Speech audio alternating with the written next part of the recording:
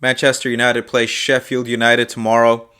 It's a game that we need to win because City just went top of the league by 1 point. They hammered West Ham 5-0, and we fell into second place. I believe Leicester are playing Everton at the weekend. That should be a favorable match for us because they could take points off of each other, which would be very helpful. I did say in my last video that United are capable of winning the league, but we need to take care of a few things ourselves, and then we need to have a little bit of help. Manchester United need to continue to play well, stay in form, and get more players back on form, i.e. your Rashfords, your Martials, have that midfield sorted, the Fred McTominay thing, figure out what to do with that, get that midfield sorted.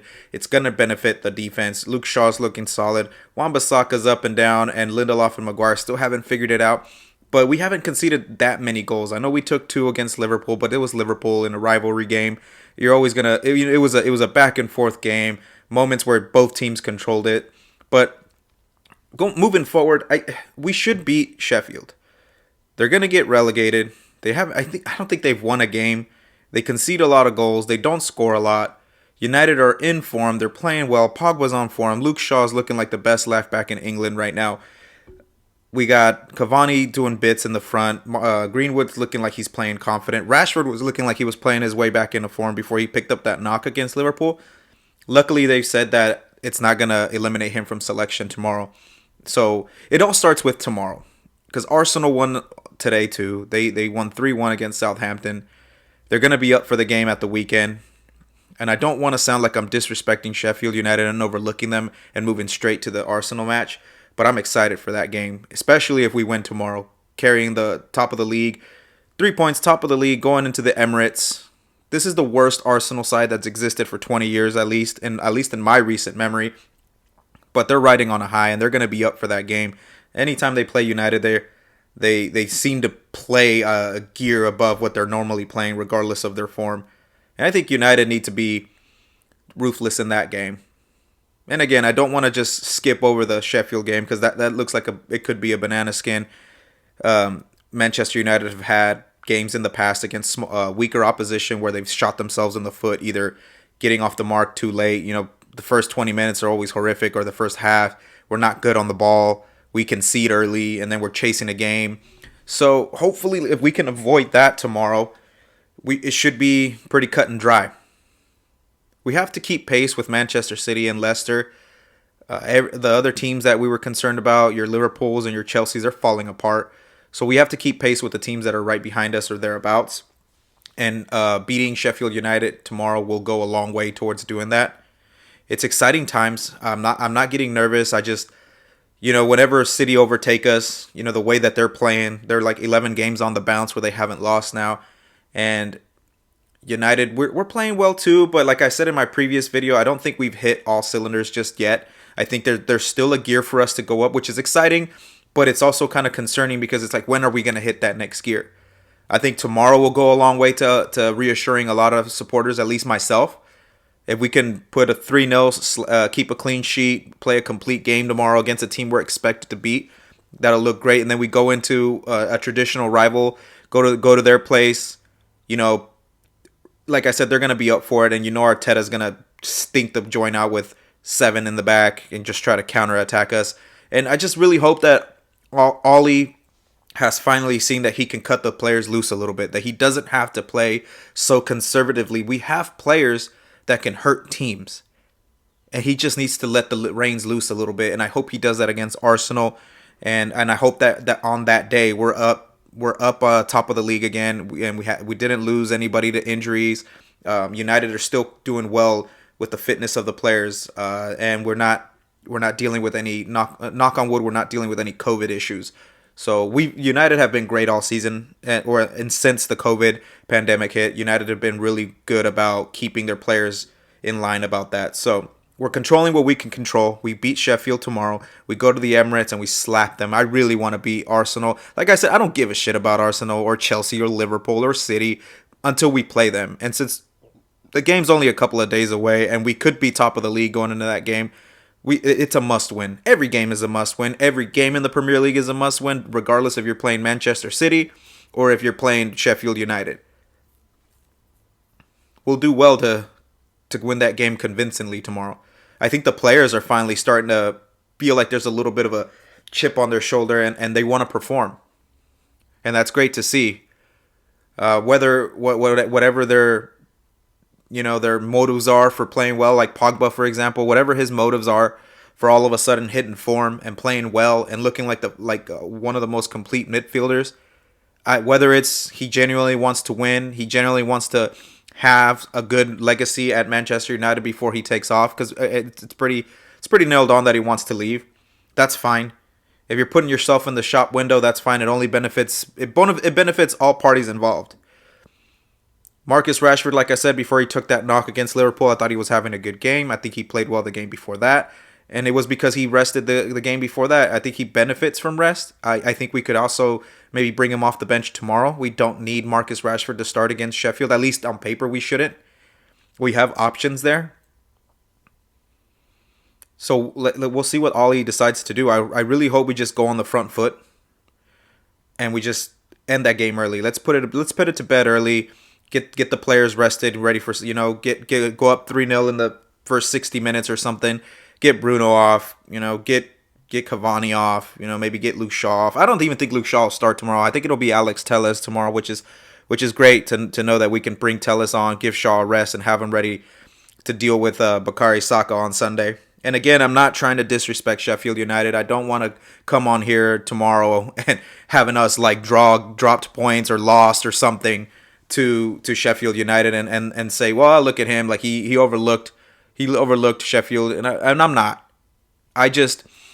While I'm not 100% on the 21 and 21 train, I'm definitely feeling a lot more confident because the team keeps showing me that we might have finally turned a corner. We're finally beating these teams that we're expected to beat. Even in this season, and I've been one of the most critical fans out there, social media, of the players, of the manager. I even called for Ollie's head after the loss against Leipzig, because I gotta be honest with you, I don't feel like any team has been better than Manchester United today. Like, to say that they outplayed us from minute 1 to minute 90, that they destroyed us, that took us apart. I feel like the only team that really played us off the park was Brighton at the beginning of the season, but they didn't dominate the whole game. I felt like we lost the midfield battle against Fulham in large parts of that game. We lost the midfield battle against Burnley in large parts of that game. But I think this United team is still trying to figure out what its identity is. Yes, we can play nice, free-flowing football. Yes, we can absorb pressure and counterattack. I think what's missing is physicality. When we come up against these teams like your Sheffields, your Burnleys, your Fulhams, these teams that maybe aren't as talented as us, but they want to give us a go. Well, the only way to do that is to make the game ugly, make the game physical. And I feel like United struggle against physical teams. I think it's very easy to trigger players like your Freds, like your Pogbas to lunge in and foul. But I'm also seeing a lot of positives. Like we're getting a lot more corners now. We're actually winning headers. I still think there's a lot of kinks to work out, which is it's. I don't want it to sound negative to say that we're still not playing well. What I mean by that is just I still think there's gears to go up. I mean, once this defense sorts itself out, it's going to benefit from when Ollie finally sorts that midfield out. We need to figure out what are we going to do with Modic, Van de Beek, Fred, and McTominay. We have to figure that out because it seems like we chuck a new midfield in there every week. We're not dropping Pogba, not on the form that he's on. We're not dropping Bruno. Cavani seems nailed on to start in the front. Either Rashford or Martial on the left, probably Rashford. And probably Greenwood on the right. Once we solidify that first 11 and they're firing on and I keep saying firing on all cylinders. I know that it's very rare to see a team where all the moving parts are just working in harmony. I think the closest thing we see to that it was Liverpool last season, where they were just so consistent. They don't have great players at every position, but they fit into that system really well. And I'm not saying that United need to be fit into a system, because we see that when the system's broken, there's no plan B, which is why Liverpool struggle. I do want to retain the individual brilliance that's there. Your Pogba kicks from outside the box, on a volley, your Rashford, through balls and his assist to Greenwood, like that kind of stuff. Bruno Fernandes's free kicks, and so be it. If Bruno Fernandes wins the Golden Boot because he has 15 penalties, so be it. I want to be there at the end, and I'm confident that we will be there. I feel like we will be there at the end. I feel like we will be in the top 3 with 5 games to go. And if that's the case, and we're in striking distance, watch out. I think right around then is when I'll start to get gassed. 19 games to go, though. I'm very cautious. I'm enjoying game to game. And the next game is Sheffield, and I wanna say that I'm confident we're gonna win that. I think we should really hit them on we should really start the game on the front foot. We should hit them quickly. We should put the game to bed and move on. There's absolutely no reason to play that game cautiously. I don't think that they have anything to hurt us. I don't watch a lot of Sheffield. The only time I do watch them is when they're playing somebody big or something, or it's like they're playing somebody that we need to drop points. That's the only reason I'll watch a Fulham game or a Newcastle game. I watched Newcastle and Fulham versus Liverpool this season, and I never would before. But it was relevant because we want to see them dropping points. Well, now I watched the West Brom City game, hoping that they drop points. But that obviously wasn't the case. And I don't give a shit about these other teams. But I try to be aware of how they're doing. And Arsenal right now, they're doing pretty well. I mean, they did get bounced out of the FA Cup by Southampton, but then they came back and beat Southampton 3-1 in the Premier League. And that's what I keep saying. Like, even though I'm glad that we beat Liverpool in the FA Cup, I don't give a shit about the FA Cup. If we get dropped in the next game, fine, so be it. We need to focus on the Premier League because Europa League games haven't started back up yet, and rotation of the squad and man management is going to be really important for that. That's when injuries can happen. That's when fatigue can happen.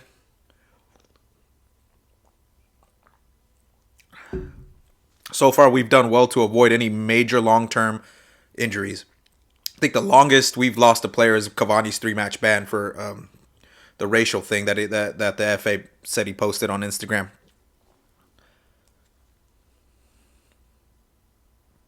We have to keep managing what we can control, and we've done a good job. And right now, I have no complaints.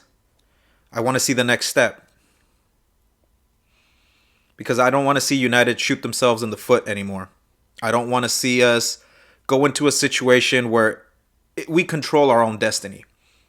And we should start acting like it. And I think Ollie might finally have flipped that switch in his head to let the players go out there and show him something. I think he's finally got confidence in his team. And I think once he nails on his first 11, he's going to show even more confidence. And I think the players are really starting to have the camaraderie that you see from a team that challenges for titles. And it all starts tomorrow. Every game is important. Every step we have to keep pace, and every step could be a potential banana skin. We could trip over any game. I don't think it'll be Sheffield. I'm not necessarily concerned against Arsenal. I want to beat Arsenal. I think we can beat Arsenal. I think we will beat Arsenal. I'm not worried about Bakary Saka against Luke Shaw and Harry Maguire and maybe Bailly or Wan-Bissaka. I'm not worried about Aubameyang. I'm not worried about their midfield. They fluked us at Old Trafford. That was one of those games where we shot ourselves in the foot because we're clearly the better team. And we're playing better football right now. You got to go in there. We can't let Arteta's tactics or just his stinking up the joint with all his defenses and that we can't, I mean, how are we struggling against Rob Holding and whoever the hell else they have in defense? Kieran Tierney is probably the only one. David Luiz. How are we struggling against that when we have Rashford, Martial, Cavani, Pogba, Bruno? I just don't see where they're better than us. I don't think their midfield is better than ours. I'd say it's about their equals or abouts. But Bruno Fernandes is better than any of their midfielders. Paul Pogba is better than any of their midfielders. Van de Beek is potentially better than any of their midfielders. I'm not afraid of Xhaka, El Nene, or Partey. Just because they had our midfield on toast in the beginning of the season, that doesn't mean anything for this game. I think that was a different Manchester United.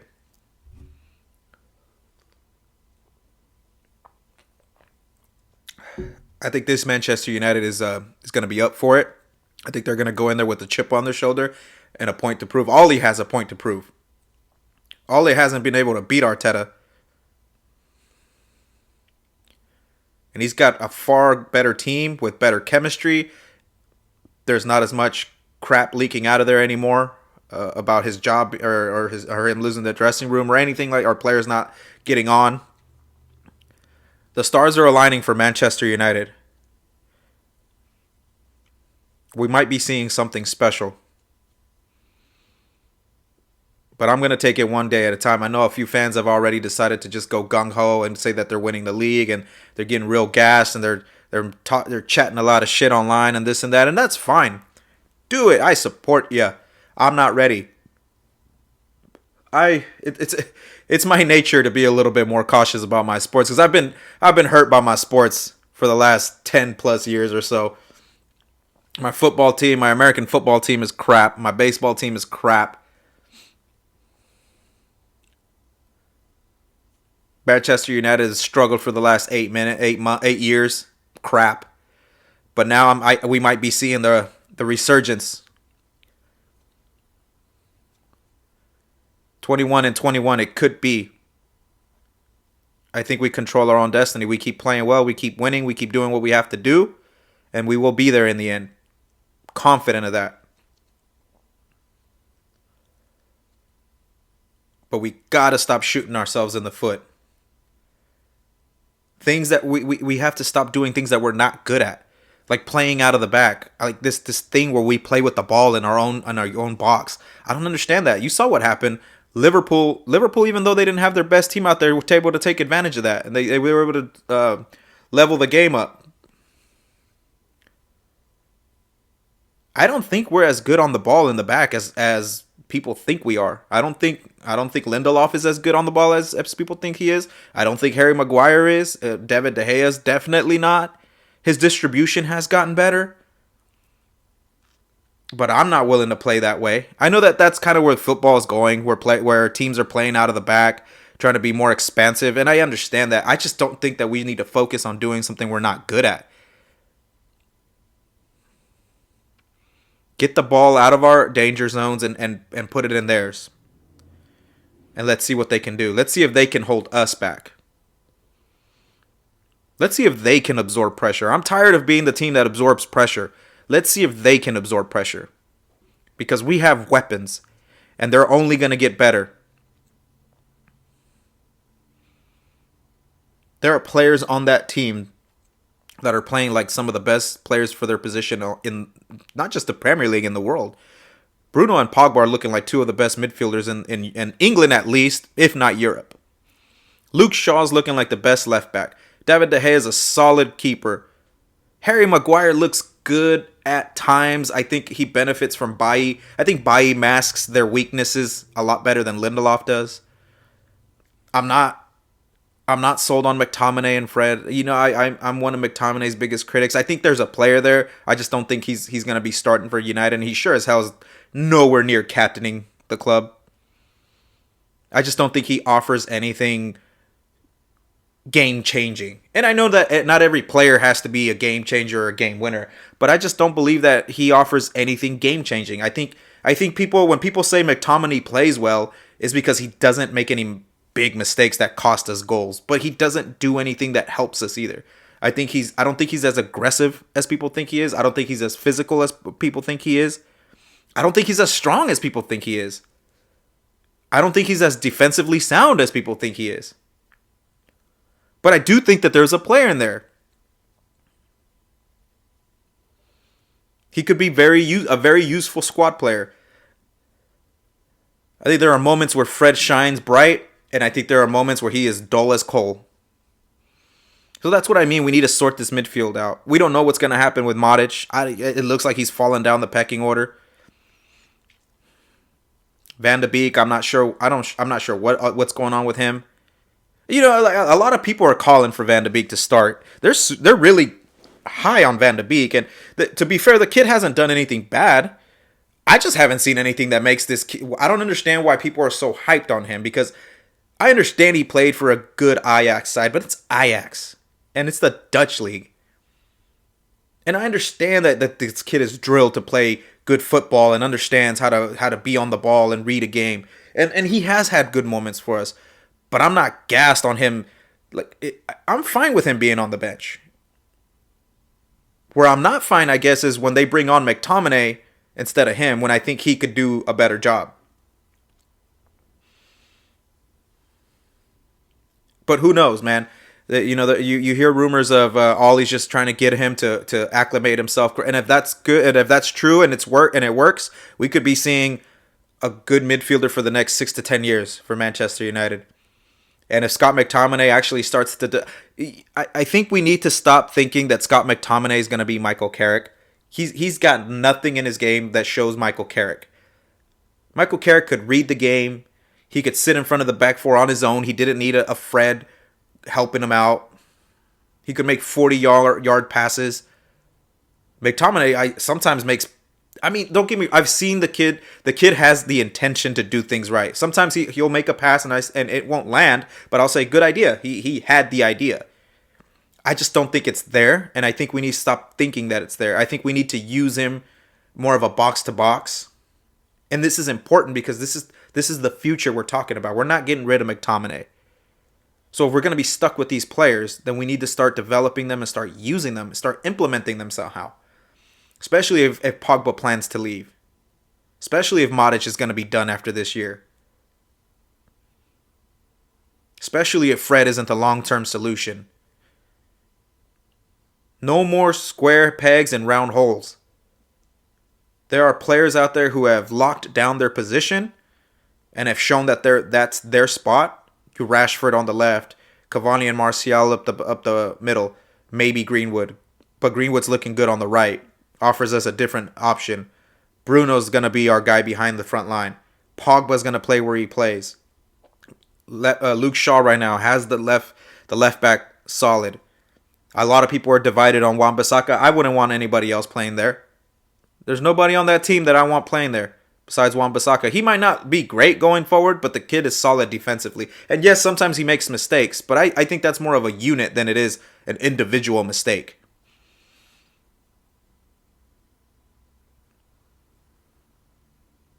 Harry Maguire isn't getting dropped.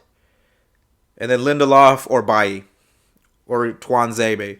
Or are we going to buy another center back? I don't know. It sounds like I'm being negative and complaining and attacking players. I'm not. Because when you look at it from a positive standpoint, we have so many gears that we can still go up. And that just blows my mind that we're competing right now, probably a year ahead of schedule, and we still have gears to go up. And we're not firing on all cylinders, and if we win tomorrow, we're still top of the league. And after tomorrow, it'll be 18 games to go. And like I said, if we're there with 5 games to go, with 3-4 points, whatever which way, whether we have an advantage or we're at a disadvantage, I think we can make noise. I think we're gonna get top 4 easily. I mean, I know, and it's a pretty wild prediction considering that 2 losses and you're out of the top 4, and 2 wins and you could be back in it. We're seeing one of the most competitive races we've seen for years. I'm just glad to be a part of it, but I know that there's more that we can do. And I think we will. And I think we will see a lot more positivity. We'll see more complete football coming out of the squad as long as we avoid injuries and COVID issues. Ollie doesn't try to get too clever. This is the best Manchester United side that we've seen for almost 10 years. Maybe even better than those first 3 months under Ollie, where everything was just making sense. And the only reason I'd argue for this side is because there was players in that team that had no business being at Manchester United. Romelu Lukaku, Ashley Young, Alexis Sanchez. These players did not belong here. And I'm glad that we're finally moving on more players. Jesse Lingard's gone. A lot of you, I don't understand this sentimental bullshit that I see. Where they're like, thank you, blah blah blah. Like he was a great servant to the club. Mate, you did the bare minimum. You did the bare minimum. You had a few purple patches, but you did the bare minimum. And you stole a living. Come on, let's be honest. He wasn't that good. He was never a Manchester United player. It's that whole sentimental DNA youth, grew up in the academy, homegrown, and then he came out with the mental health thing, and you know what I admire about a team like Chelsea is how ruthless they are. Jesse Lingard wouldn't have seen a second season at Chelsea. They just fired their greatest player ever. A lot of people say that that's not a sustainable way to run a club, but Chelsea are the most successful club in the last 15 years. They've had, 13 out of 14 managers? They sacked their greatest ever manager twice, Jose Mourinho. They've spent millions, if not billions, of pounds on players and youth. And they've won the most. I hate the fucking team. But I got to respect certain things that they do. The ruthlessness, the recruitment, the way the owner injects money into that. Whatever you call it. I mean, some people say it's just a plaything to him. He's literally playing FIFA with a football team. And that's fine. I would love for the Glazers to do that. The Glazers went and bought Tom Brady for their fucking football team, their American football team. They got Tom Brady, one of the better quarterbacks in the NFL, if not the greatest quarterback of all time. Where you stand on that argument is, I don't care. That's not for this channel. Then they go and get Leonard Fournette. Then they go and get Antonio Brown. And a bunch of other fringe players that were good. And they build a super team for Tom Brady to be successful. Tom Brady doesn't make that Super Bowl without all those players. He's got 2 wide receivers that had over 1,000 yards. Imagine if the Glazers did that. They went and got us a bruiser CDM. One of the top 10 center backs in the world. One of the most sought after young players in Jadon Sancho on the right. They go and get Erling Haaland or a Lewandowski for one last big payday. Like, imagine if they did that, where United would be. Imagine if Ollie, instead of hiring Darren Fletcher, goes and gets like a Carlos Queiroz or the next Carlos Queiroz to help with the training. Gets the next Mullenstein to help in the training.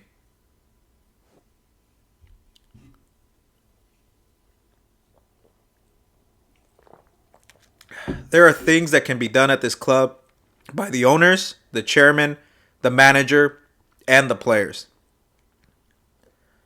And I'm not complaining. I'm just saying we got to hit these gears soon, because every game that goes by, we're closer to crunch time. And I would hate to not be there at the end because we didn't make one move, or because we didn't do one thing, or because one player didn't do this, or because Ollie chose to do that. You know, I know that he likes to say fine margins, and there are fine margins in football.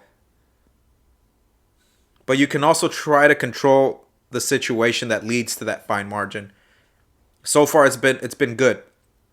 So far, it's been real good. And I think it'll continue to be good. And I'm excited. I'm excited for every match. There was a time where I was really disillusioned. I was hurt. I was disappointed. I felt betrayed. And now I feel confident. I feel excited. I'm anxious for every match. I fancy us against any club in the Premier League, including City, including Liverpool, definitely Arsenal.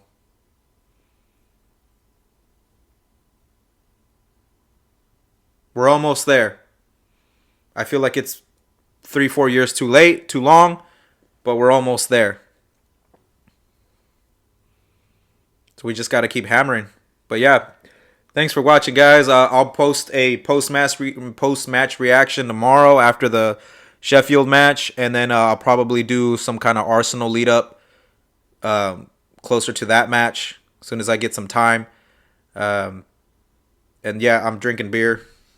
This is from a local brewery, Moxa Brewing Company here in Roseville. IPA, Juice Traveler IPA. Collaboration with Great Notion Brewing out of Portland, which is one of my favorite breweries right now. So go check either one of those out.